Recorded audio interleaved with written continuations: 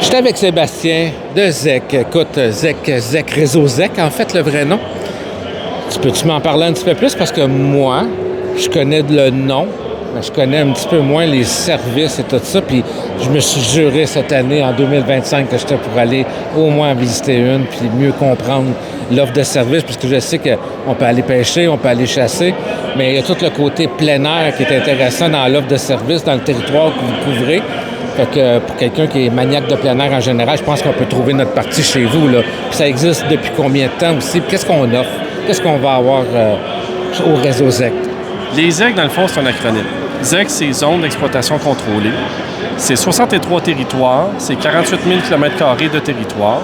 Ça a été créé en 1978, dans le fond, avec l'opération Gestion Fonds, parce qu'on est passé de club privé à ZEC comme tel. On a des principes fondateurs, dont l'accessibilité au territoire. On veut que ça soit géré par des membres utilisateurs. On fait de la gestion de la faune. Écoute, au niveau de toutes les activités que tu nommais, oui, on fait de la chasse, on fait de la pêche, écoute, depuis 1978, mais tout ce qui est le volet récréo-touristique, on le développe de plus en plus dans les dernières années. On veut ouvrir 4 saisons, on fait de la pêche blanche, on peut avoir de l'escalade. Okay. Dans les dernières années, on a eu des aides financières qui nous ont été octroyées par des gens du ministère.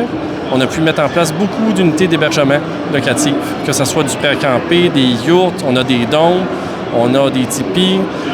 Écoute, les ZEC, ça sont quand même vraiment bien équipés pour accueillir le monde parce qu'on a une clientèle, on va se dire, vieillissante.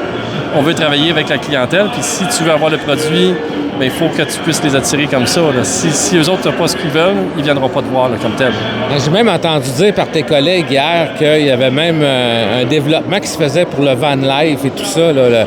Fait que, tu sais, tu me parlais de dons, tu me parlais de ça, ça sonne bien dans mes oreilles. Les yurts, je trouve ça original. Les tipis, tout ça. Fait que, mon Dieu, vous êtes assez large dans l'offre de service, là. Oui, et puis je te dirais que parmi les principes fondateurs, on disait l'accessibilité au territoire, mais ça se reflète aussi avec les tarifs. Les ZEC, quand ça a été créé, et même encore en 2025, il y a des maximums tarifaires que le gouvernement exige et qui plafonnent. Okay. Ils sont indexés à chaque année. Sauf que ça veut dire que pour un client, bien, tu ne pourras pas payer au-delà d'un certain tarif parce que ça ne sera pas légal autrement. Fait que ça demeure des tarifs qui sont relativement bas pour la clientèle. Là, une fois qu'on dit clientèle, bien là, c'est là qu'on peut rentrer. On peut être journalier, comme on peut être membre. Si tu veux être membre, ça veut dire que c'est peut-être une fréquence plus élevée, à moindre coût. Journalier, bien, peut-être que c'est quelqu'un qui découvre ou qui veut y aller, mettons, moins souvent. Fait que là, ça va être au client de faire vraiment le choix selon son portefeuille. On connaît beaucoup d'offres de services différentes au Québec, sans les nommer. Il y en a d'autres places qu'il faut réserver quasiment un an d'avance. Chez vous, j'imagine que ça, on n'y pense pas, à part pour louer une chaloupe ou une yourte. Il faut s'y prendre un peu d'avance. Mais sinon, on finit le vendredi soir de travailler, on veut aller faire du camping, bingo, on vous appelle, puis on s'en vient. C'est à peu près ça. Là, Exact. Dans le fond, plus les gens sont autonomes, plus c'est facile d'y aller directement sans même avoir de réservation d'avance. OK.